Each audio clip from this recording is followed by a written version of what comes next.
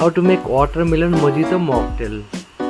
First of all, you will take a tall glass and you have to squeeze 4 lime wedges, then pour some mint leaf and muddle mint leaf and lime wedge gently. Then you have to fill the glass with crushed ice. Then pour 15 ml of sugar syrup, 15 ml of lime juice and 30 ml of watermelon syrups.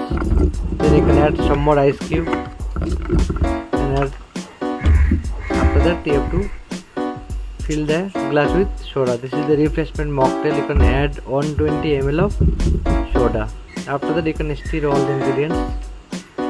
You can garnish the mocktail with lime slices and mint spring.